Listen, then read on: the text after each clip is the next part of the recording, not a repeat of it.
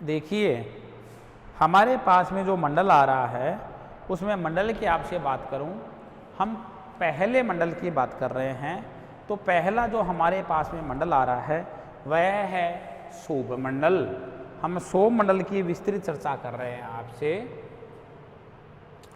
एक नंबर का जो हमारे पास में मंडल आ रहा है वह आ रहा है कौन सा मंडल? शोभ मंडल। देखिए आप शोभ मंडल,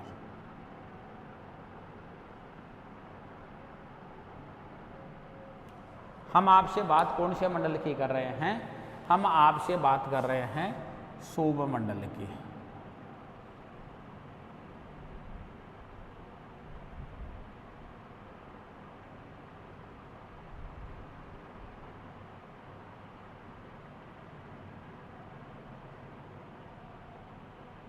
हम आपसे बात कर रहे हैं शोभ मंडल की। इसी शोभ मंडल को हम इसका सेकंड वर्जन भी लिख देते हैं, जिससे आपको जब भी आप रीड करें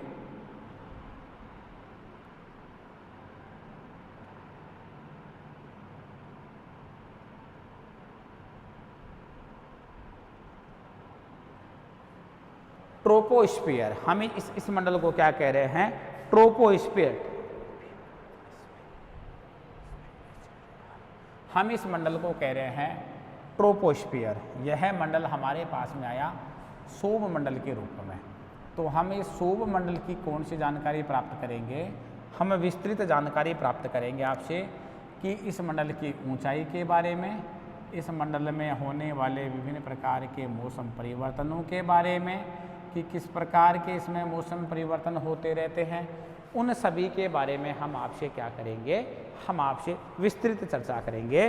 तो हम इसके जो फैक्चुअल हैं, जो इसके फैक्ट हैं, हम इसके उन फैक्टों की आपसे बात करते हैं कि शोभ मंडल कौन कौन सी विशेषताएं रखता है जो वायुमंडल की संरचना में अपना महत्वपूर्ण योगदान दे रहा है। तो मैं उनके उन फैक्टों की बात कर रहा हूं। शोभ मंडल शब्द का प्रयोग सर्वप्रथम, शोभ मंडल शब्द का प्रयोग सर्वप्रथम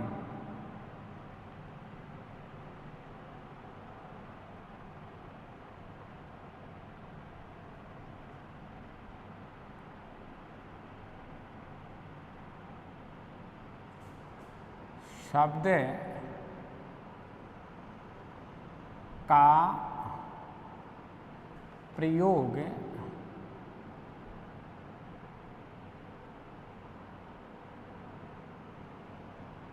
शोभ मंडल जो शब्द है, शोभ मंडल जो शब्द है, उस शोभ मंडल शब्द का सर्वप्रथम जो प्रयोग किया गया है टिजरेंस डी बोट।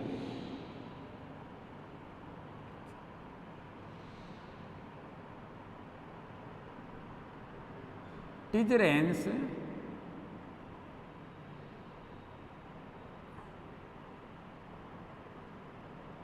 डी बोट, यानी सबसे पहले जो इसका प्रयोग किया गया है वो किया गया है टिजरेंस डी बोट नामक अंतरिक्ष वैज्ञानिक ने किया था। नामक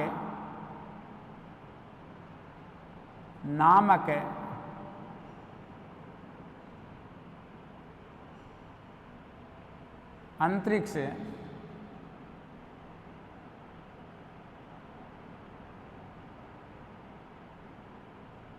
वैज्ञानिक ने किया था। कौन से वैज्ञानिक ने किया था? एक अंतरिक्ष वैज्ञानिक था। कौन? उसका नाम क्या था? टिजरेंस डी बोट ने। यानी शोभ मंडल जो प्रत है, इस शोभ मंडल प्रत जो शब्दावली है, इस शब्दावली का सर्वप्रथम जो प्रयोग किया था वह किस वैज्ञानिक के द्वारा किया गया था?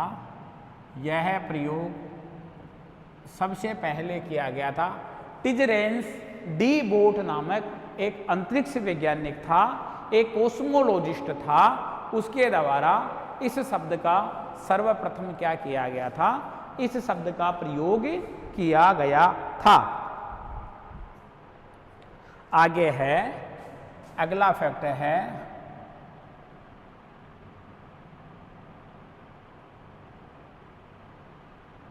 ट्रोपोज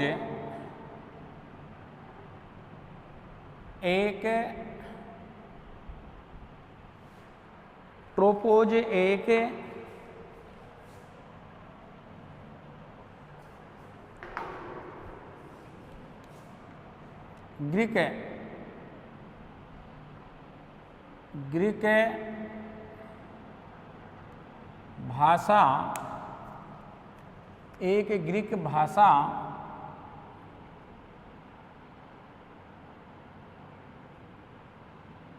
का शब्द है। यानी ट्रोपोज एक कौन सी भाषा का शब्द है? ट्रोपोज एक ग्रीक भाषा का शब्द है। कौन सी भाषा है? यानी एक ग्रीक भाषा का शब्द है जिसका अर्थ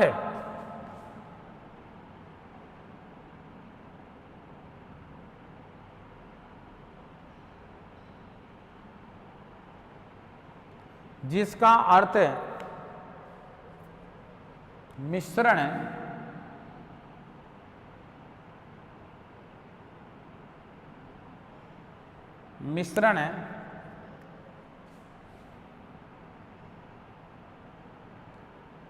तथा विक्षोभ होता है।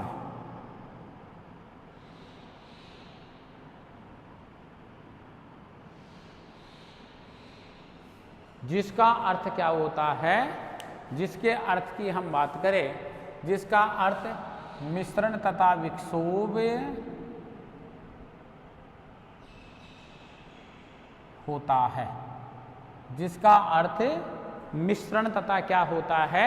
जिसका अर्थ मिश्रण तथा विक्षोभ होता है। देखिए, यानी ट्रोपोज कौन सी भाषा का शब्द है? ट्रोपोज एक ग्रीक भाषा का शब्द है। कौन सी भाषा का शब्द है? ट्रोपोज एक ग्रीक भाषा का शब्द है। तो इस ग्रीक भाषा के शब्द का जो अर्थ होता है, जिस अर्थ के मैं आपसे बात करना चाह रहा हूँ, यानी जिस अर्थ के मैं आपसे बात कर रहा हूँ, इस अर्थ के बारे में यदि हम जानकारी प्राप्त करें तो ट्रोपोज जो हमारे पास में शब्द आ रहा है, मैं ट्रोपोज जिस शब्द की आपसे बात कर रहा हूँ, ये कौन सी भाषा का है? ये ग्रीक या यूनानी भाषा का शब्द है, जिसका अर्थ क्या होता है? मिश्रण या विक्षोभ होता है, यानी ट्रिब्युलेंस होता है। ट्रिब्युलेंस यानी इस विक्षोभ को हम ट्रिब्युलेंस भी कहते हैं। ट्रिब्युलेंस, ध्यान रखना आप शब्दावली को, यानी जिसका अर्थ मिश्रण तथा क्या होता है? विक्षोभ होता है। तो ये बात तो हम इस मंडल में पढ़ेंगे ही, ये बात तो इसी मंडल की विशेषता है। इस मंडल में सबसे ज्यादा मौसमी परिवर्तन होते हैं। तो जब सबसे ज्यादा मौसमी परिवर्तन होते हैं, विक्षोभ जैसी स्थितियां बनती हैं, तड़ित झंझा जैसी स्थितियां बनती हैं, तो क्या ये नाम देना कोई अतिशोक्ति थोड़ा ही है? नहीं, ये नाम तो इस मंडल के कार्य के अनुरूप ही है। तभी हमने इस मंडल को कौन सा नाम दिया? मिश्रण अथवा विक्षोभ मंडल के नाम से हमने इसको जाना है। अगला फैक्ट है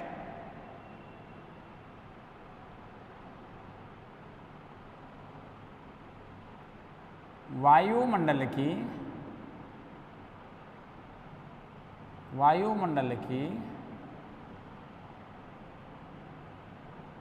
सबसे निचले तथा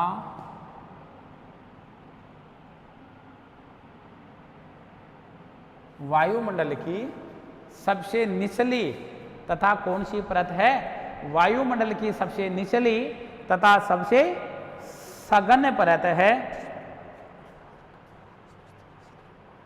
जिसमें वायु के कुल भार का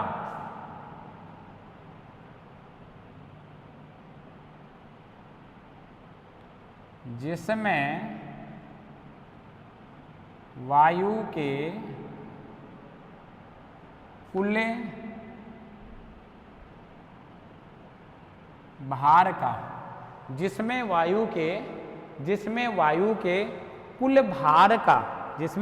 के कुल भार का या समस्त गैसीय द्रव्यमान का या आप इसको ऐसे लिख सकते हो ना,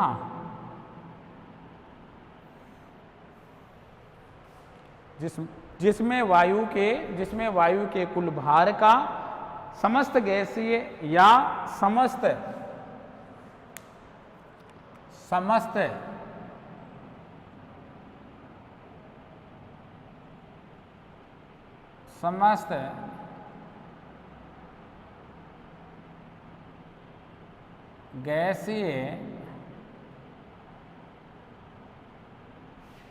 समस्त गैसीय द्रव्यमान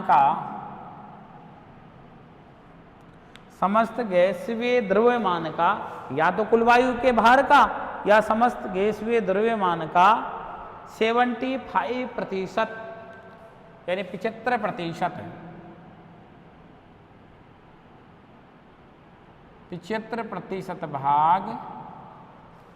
75% भाग द्रव्यमान का 75% भाग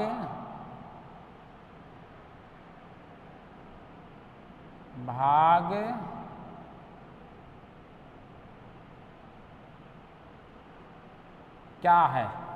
75% भाग केंद्रित है। कितना प्रतिशत भाग केंद्रित है? यानी वायुमंडल की सबसे निचली, मैंने एक शब्द लिखना भूल गया भाई, वायुमंडल की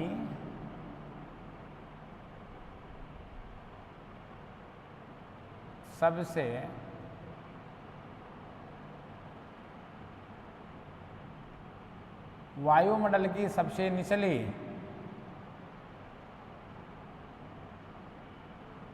तथा सघन परत है।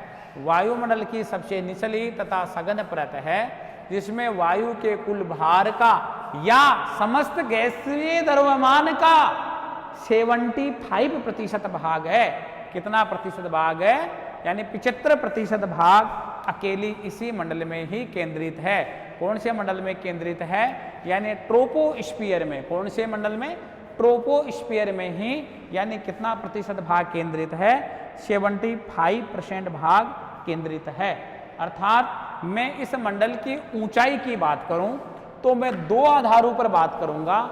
एक तो मैं बात करूंगा यानी भूमध्य रेखीय क्षेत्रों में, और मैं एक बात करूंगा ध्रुव पर। अर्थात ऊंचाई को यदि मैं कॉमन सेप्ट को लेऊं तो ऊंचाई वाला जो बिंदु मेरे पास में आ रहा है, यदि मैं ऊंचाई की बात करूं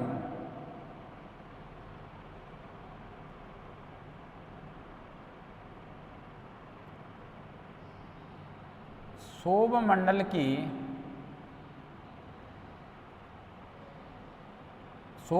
की ऊंचाई, तो मैं ऊंचाई वाला जो मेरे पास में फैक्टर आ रहा है ना प्यारे विद्यार्थियों, आप इसको देखिए।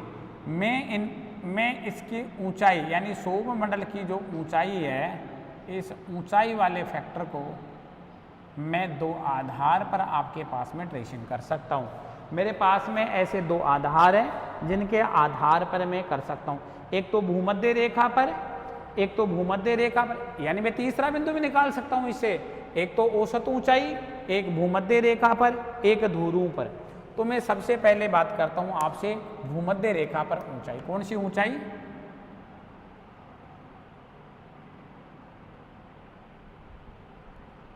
भूमध्य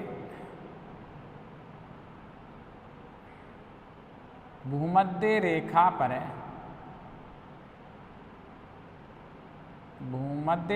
पर ऊंचाई। ठीक है। दूसरी ऊंचाई में आपसे बात करूं कहां पर?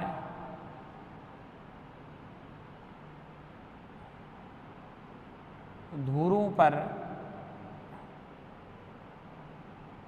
ऊंचाई। मैं दूसरी ऊंचाई की आपसे बात करूं कहां की? ध्रुव की। एक तो भूमध्य रेखीय ऊंचाई और दूसरी ध्रुव की ऊंचाई। ठीक है ना?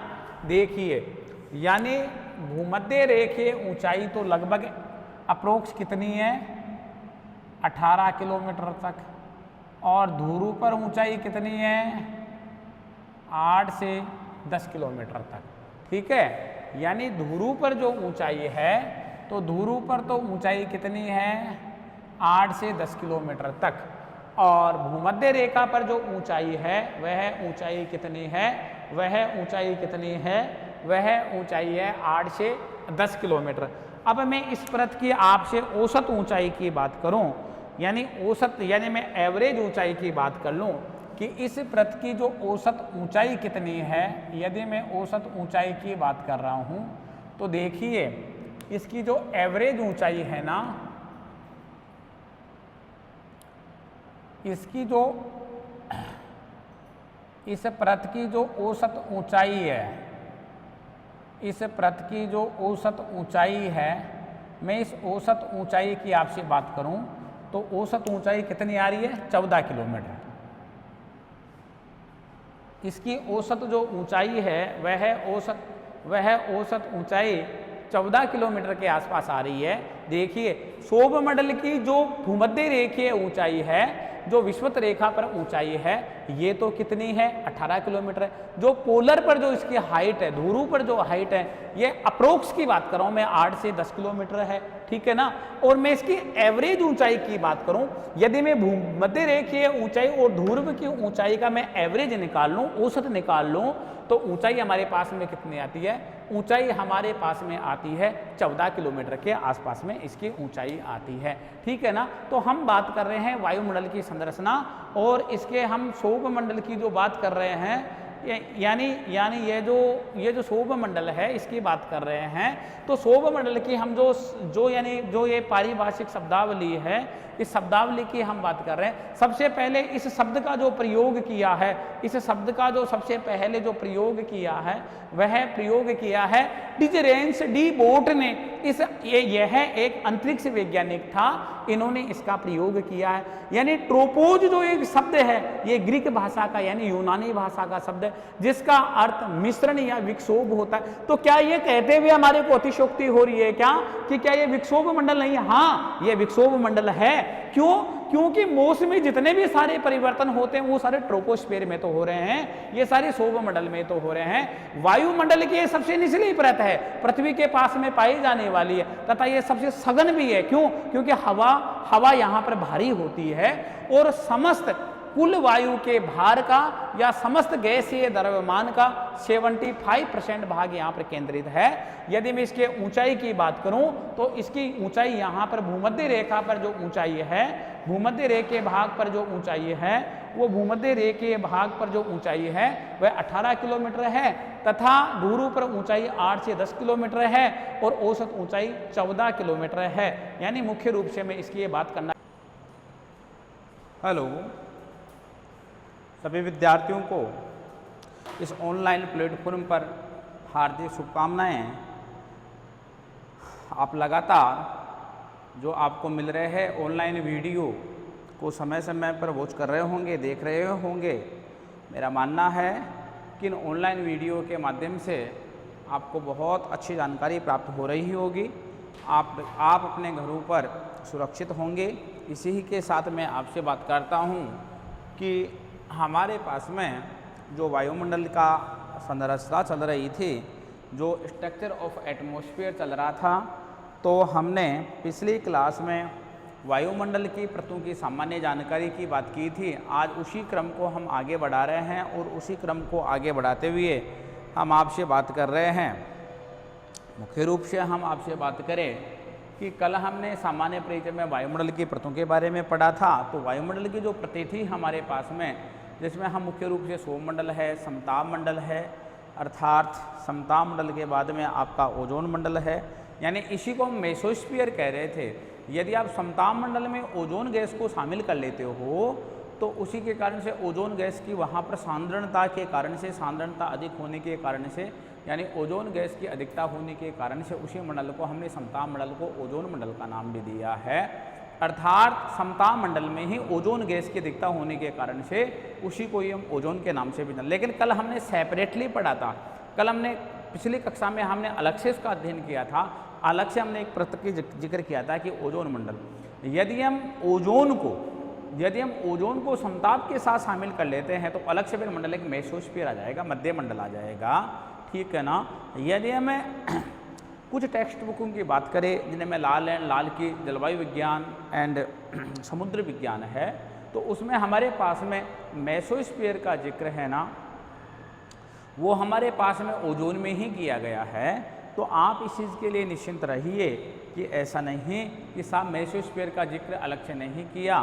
तो यदि हम समताप मंडल में ओजोन की प्रोपर सांद्रता की बात कर लेते हैं और उसी में शामिल कर लेते हैं तो फिर हमारे पास में मेसोस्फीयर अलग से आ जाएगा और हम उसी में ही आपसे मेसोस्फीयर की भी बात कर लेंगे, ठीक है ना। ओजोन के साथ ही हम मेसोस्फीयर की भी आपसे बात करेंगे। तो इसी प्रकार से यदि हम आपसे बात करना चाहते हैं, जो हमारा पहला मंडल था ट्रोपोस्फीयर, इस ट्रोपोस्फीयर को हम यहाँ तक इसका जो सौरमंडल की जो ऊंचाई है, इस ऊंचाई तक हमने पहुँचा दिया था कि सौरमंडल शब्द का प्रयोग सर्वप्रथम टिजरेंस डी बोट नामक अंतरिक्ष वैज्ञानिक ने किया था।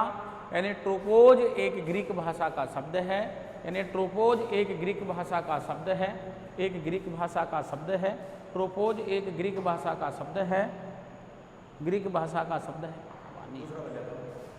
ग्रीक भाषा का शब्द है जिसका अर्थ मिश्रण, जिसका अर्थ मिश्रण तथा विक्षोभ होता है। ट्रोपोज एक यूनानी या ग्रीक भाषा का शब्द है जिसका अर्थ क्या होता है, जिसका अर्थ होता है मिश्रण या विक्षोभ होता है। वायुमंडल की सबसे निचली तथा सघन परत है ये कौन सी, ट्रोपोस्फीयर।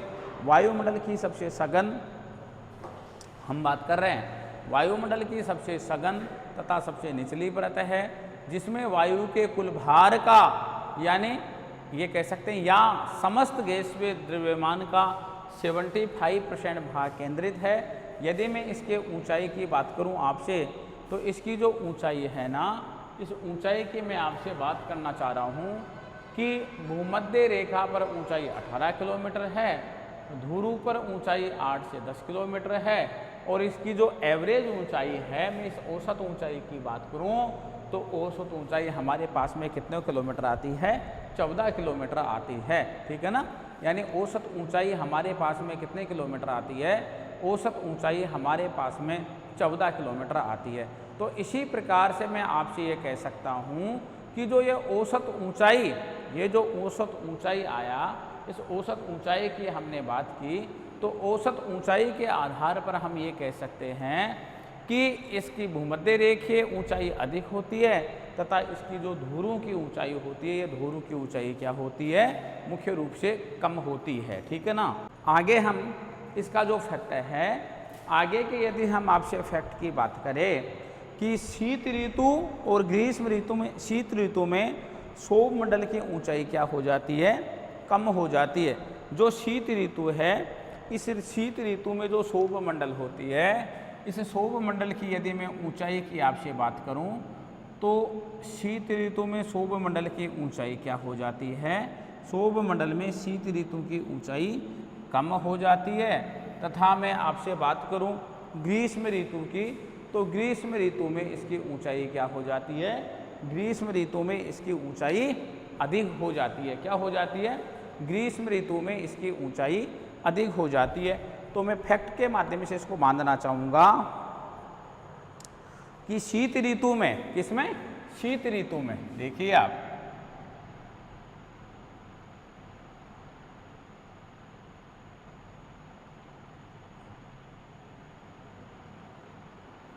शीत ऋतु में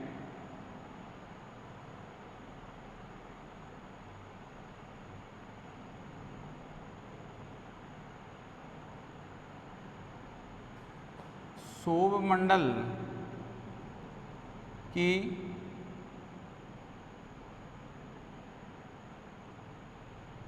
ऊंचाई, सौरमंडल की ऊंचाई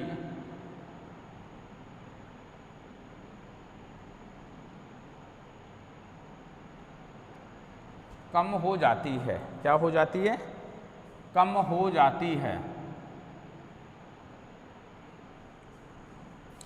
शीत ऋतु में सौरमंडल की ऊंचाई कम हो जाती है। अब मैं बात करूं आपसे कौन सी ऋतु की, मैं बात करूं ग्रीष्म ऋतु की। ग्रीष्म ऋतु में, ग्रीष्म ऋतु में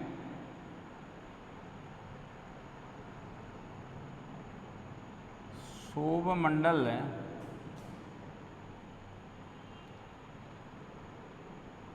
की ऊंचाई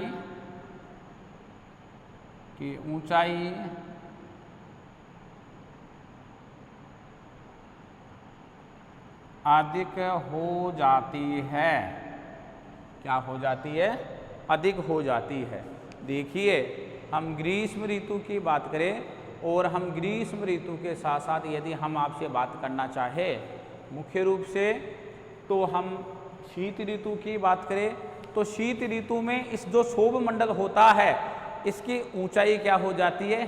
कम हो जाती है। और हम आपसे बात करें कौन सी ऋतु की? हम आपसे बात करें ग्रीष्म ऋतु की, तो ग्रीष्म ऋतु की इस परत में जो ऊंचाई होती है वह ऊंचाई क्या हो जाती है? अधिक हो जाती है। अधिक का मतलब बढ़ जाती है इसकी ऊंचाई, यानी इसकी ऊंचाई, यानी ये यहाँ ऋतु का प्रभाव पड़ता है, यहाँ ऋतु का प्रभाव पड़ता है। तो हम अधिक कह सकते हैं या हम बढ़ना कह सकते हैं, एक ही बात है, एक ही बात है, बढ़ जाती है। ठीक है ना, बढ़ जाती है, ऐसा लिख दो आप, बढ़ जाती है। ठीक है जी, एक ही बात है, इसमें कोई अलग अलग ऐसा कोई डिफरेंस नहीं है। आगे यदि हम बात करते हैं कि भूमध्य रेखा से, इसी की मैं बात कर रहा हूँ आपसे, भूमध्य रेखा से यदि मैं इसको थोड़ा सा इंडिकेट करूँ तो देखिए आप,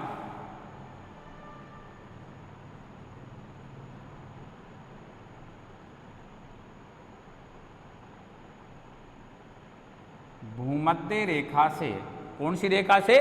मैं भूमध्य रेखा से बात कर रहा हूं आपसे, 0 डिग्री से। भूमध्य रेखा से, भूमध्य रेखा से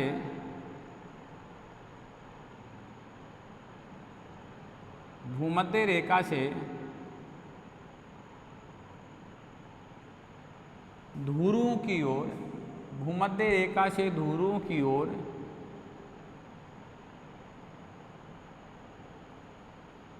मैं कौन से मंडल की बात कर रहा हूं आपसे? यानी भूमध्य रेखा से, भूमध्य रेखा से मैं कहाँ की बात कर रहा हूं? ध्रुव की ओर। भूमध्य रेखा से ध्रुव की ओर क्षोभ मंडल की, क्षोभ मंडल की ऊंचाई क्या घटती जाती है।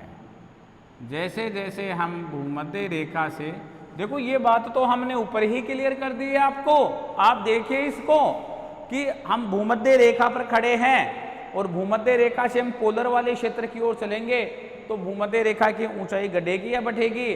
भूमध्य रेखा की जो ऊंचाई होगी ना वह घटती जाती है, घटती जाती है।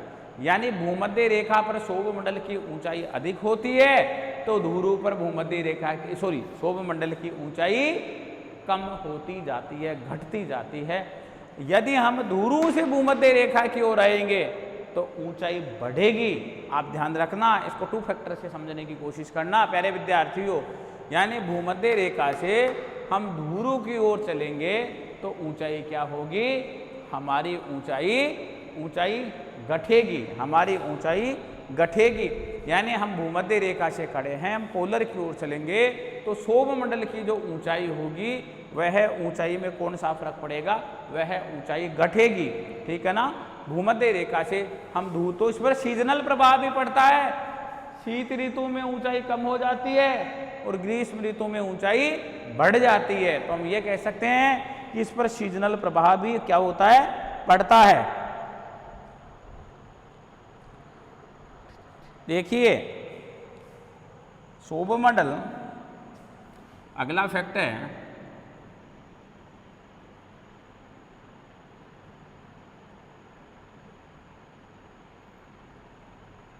क्षोभ मंडल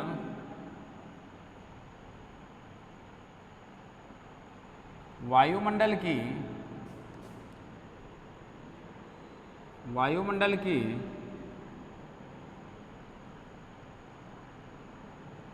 महत्वपूर्ण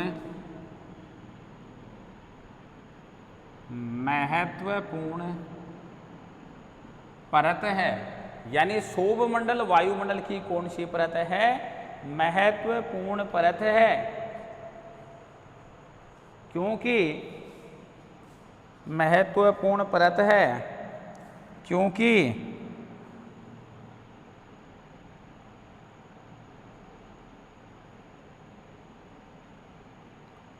क्योंकि सभी मौसमी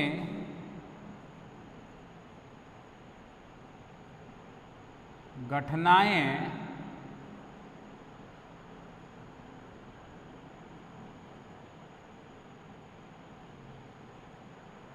क्योंकि सभी मौसमी घटनाएं क्योंकि हैं तो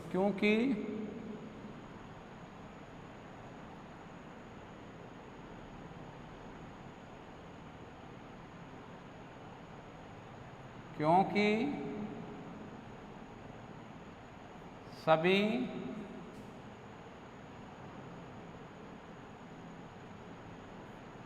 मौसमी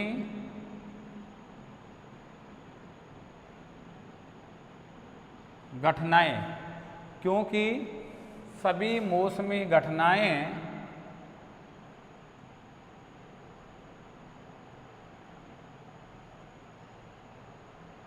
क्षोभ मंडल में ही, कौन से मंडल में? क्षोभ मंडल में ही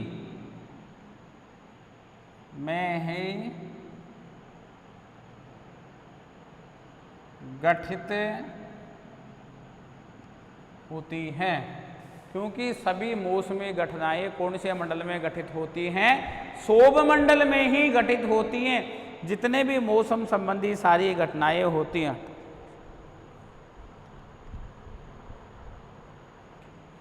अर्थात देखिए,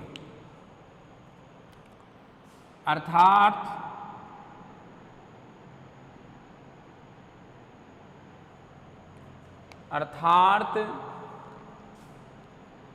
यह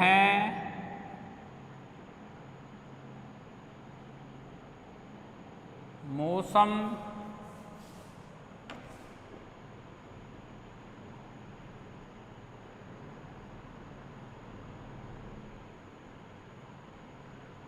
वैज्ञानिकों को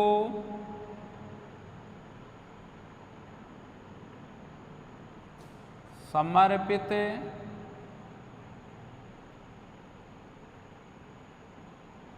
मंडल है। यानी मौसम की जितने भी सारी घटनाएं घटित होती हैं वो सारी कौन से मंडल में होती हैं? वह सारी क्षोभ मंडल में ही घटित होती हैं। जब वह सारी घटनाएं क्षोभ मंडल में ही घटित होती हैं तो हम ये कह सकते हैं कि क्षोभ मंडल मौसम वैज्ञानिकों को समर्पित मंडल है। क्या?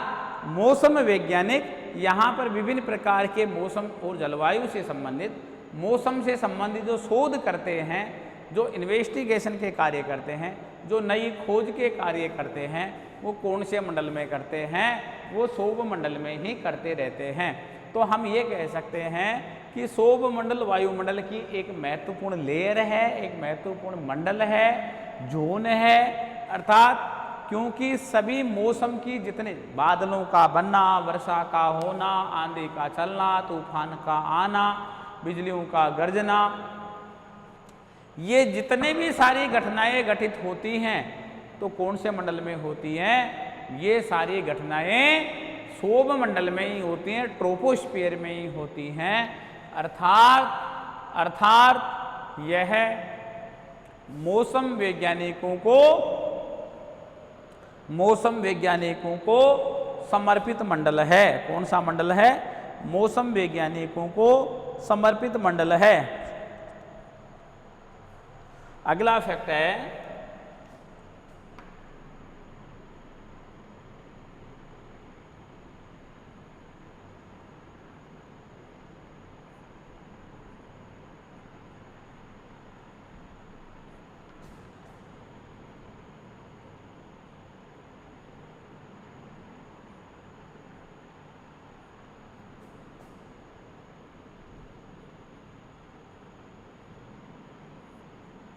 ऊंचाई के साथ तापमान में गिरावट। क्या?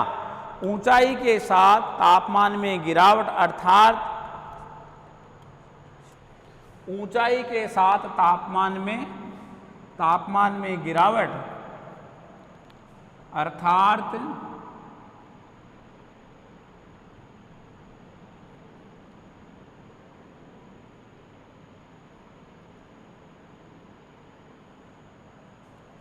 अर्थात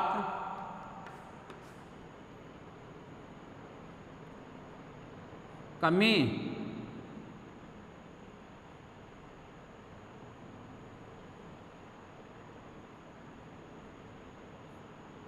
इस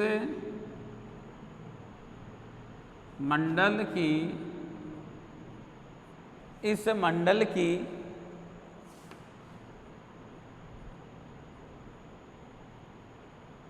सबसे प्रमुख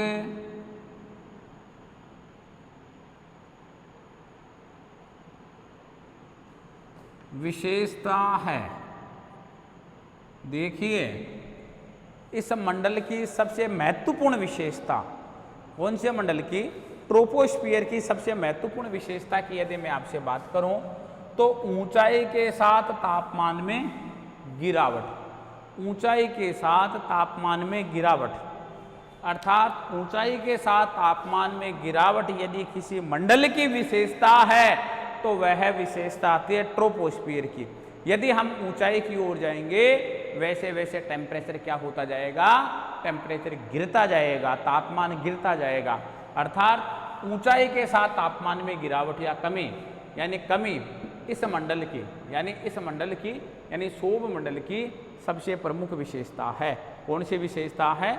सबसे प्रमुख विशेषता है ऊंचाई के साथ। ऐसा क्यों होता है? नोट, देखिए ऐसा क्यों होता है। हम बात करते हैं कि ऐसा क्यों हो रहा है। ऊंचाई के साथ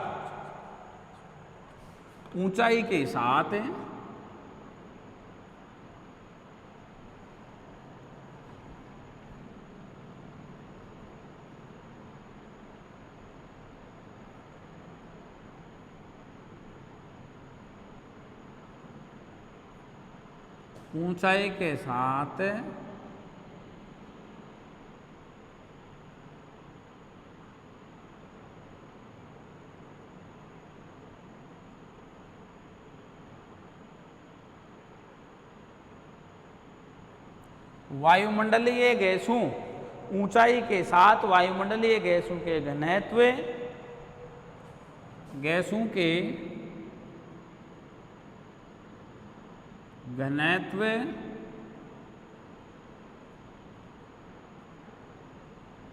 वायु दाब, यानी ऊंचाई के साथ वायुमंडलीय गैसों के घनत्व, इसी के साथ साथ क्या? वायु दाब, कणीय पदार्थों में कमी के कारण तथा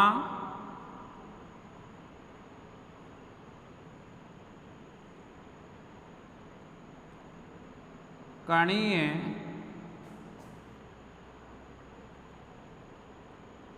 पदार्थों में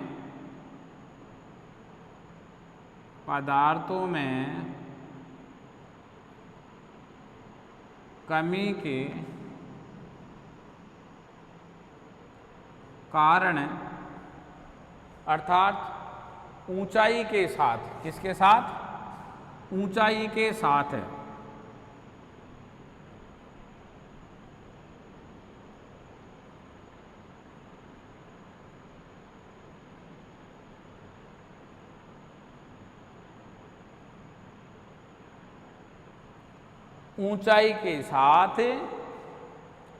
वायुमंडलीय गैसों के घनत्व, वायु दाब तथा कणीय पदार्थों में कमी के कारण तापमान में क्या आती है? तापमान में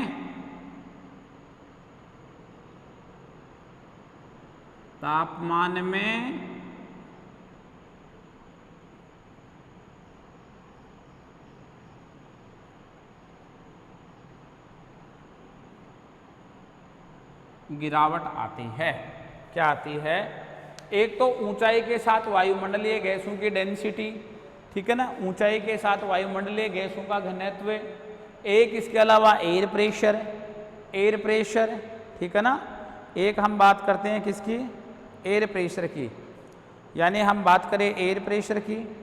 इसी के साथ साथ बात करते हैं हम जो कणीय पदार्थ होते हैं ना वायुमंडल में, जो विभिन्न प्रकार के कण होते हैं, यानी वह पदार्थ होते हैं, मैं उन पदार्थों की आपसे बात करूं, वह पदार्थ आदि में क्या आ जाती है, आदि में क्या आ जाती है, कमी, आदि में कमी आ जाती है।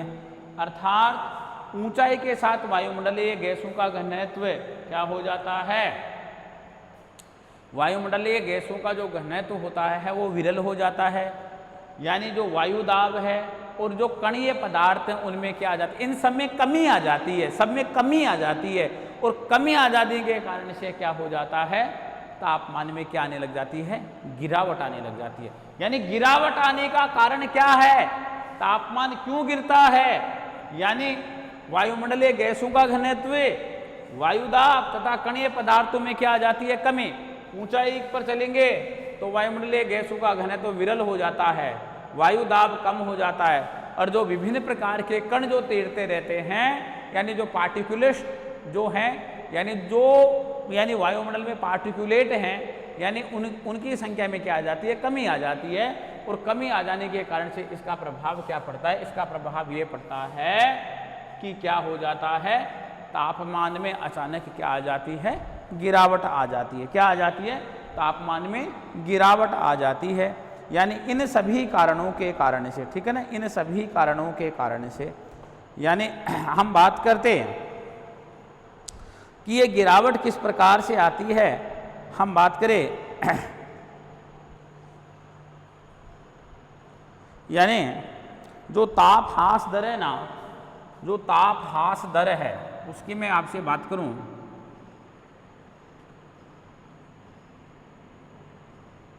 तापमान में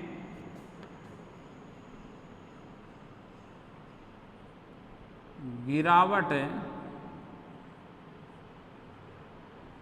की दर, तापमान में किसकी दर, तापमान में जो गिरावट की दर है कि किस गति से तापमान यहाँ गिर रहा है, तापमान में गिरावट की जो दर है ना वह औसतन,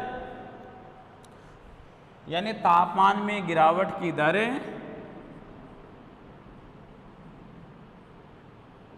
औसतन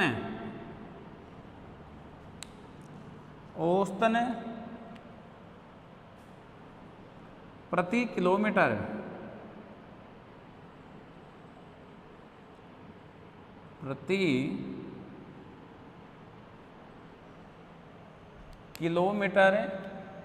यानी तापमान में गिरावट की दर औसतन प्रति किलोमीटर 6.5 डिग्री क्या है, सेल्सियस है। कितनी है, 6.5 डिग्री सेल्सियस है। यानी तापमान में जो गिरावट आ रही है, मैं उस गिरावट की आपसे बात करना चाहूँ तो वह गिरावट की दर हमारे पास में क्या है, यदि हम प्रति किलोमीटर पर चलेंगे, कितने किलोमीटर पर चलेंगे, प्रति किलोमीटर पर चलेंगे तो कितनी गिरावट आएगी, कितनी गिरावट आएगी, यानी हमारे पास में 6.5 डिग्री सेल्सियस तापमान गिर जाएगा। कितना गिर जाएगा, यानी 6.5 डिग्री जो तापमान है वह तापमान गिर जाएगा। अर्थात मैं ऐसे भी तो कह सकता हूँ ना इसको, अर्थात मैं ऐसे भी कह सकता हूँ, अर्थात प्रति 1000 मीटर पर, क्या,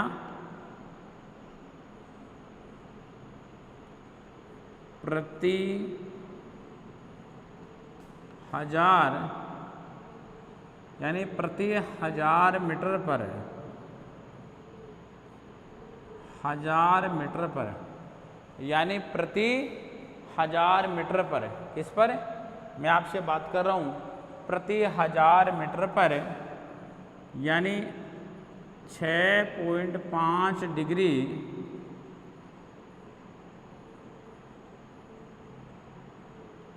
सेल्सियस, यानी प्रति 1000 मीटर पर 6.5 डिग्री सेल्सियस की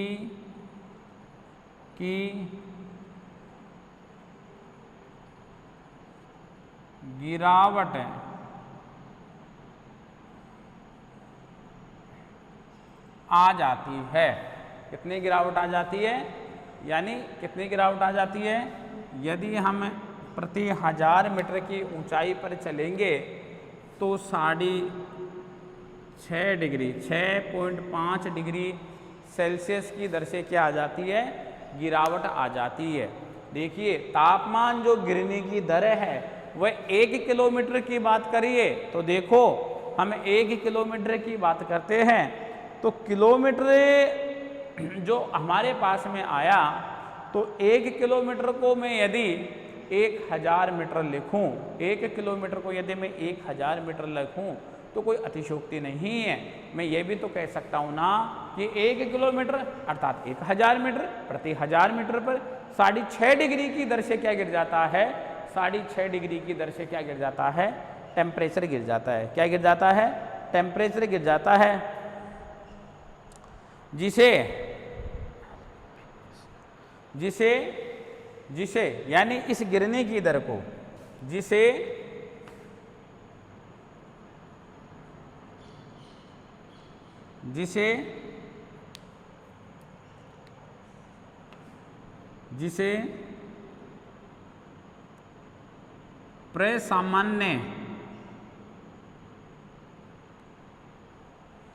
जिसे प्रसामान्य ओब्लिक सामान्य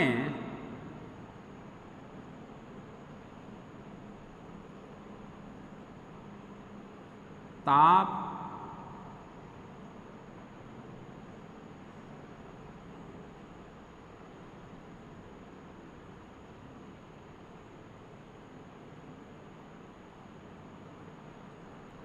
ह्रास दर क्या कहते हैं, जिसे प्रसामान्य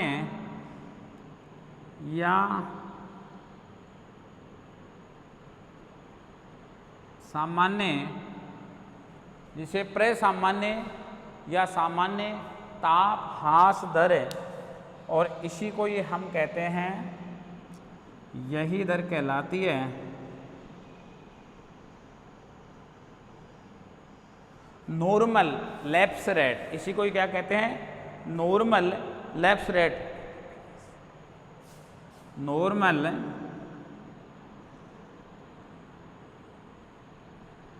लैप्स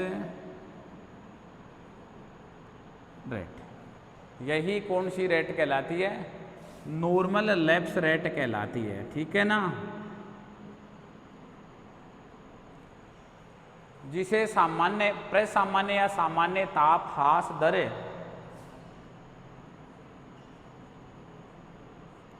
कहते हैं। देखिए प्यारे विद्यार्थियों, हम आपसे बात कर रहे हैं कि तापमान गिरने की दर क्या है, किसमें, सौरमंडल में ताप यानी किस गति से गिर रहा है, कैसे गिर रहा है तापमान।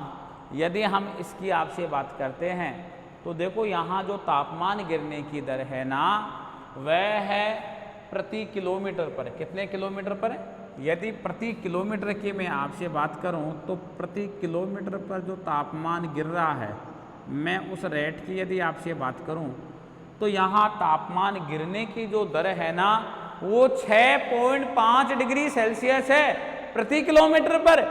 अर्थात मैं ये कॉन्सेप्ट क्लियर कर देता हूँ आपका, जिससे कि आपकी ये समस्या नहीं आए। यदि मैं आपसे बात करूं 1 किलोमीटर की, यदि मैं 1 किलोमीटर में मैं बात करूं मीटर की, ठीक है ना, जो हम यहाँ पर शब्दावली काम में ली है हमने, तो 1000 मीटर यानी 1 किलोमीटर कितने को संबोधित कर रहा है, 1000 मीटर को, 1000 मीटर को। अर्थात 1 मीटर की मैं बात करूं, 1 मीटर में कितने सेंटीमीटर होते हैं, 100।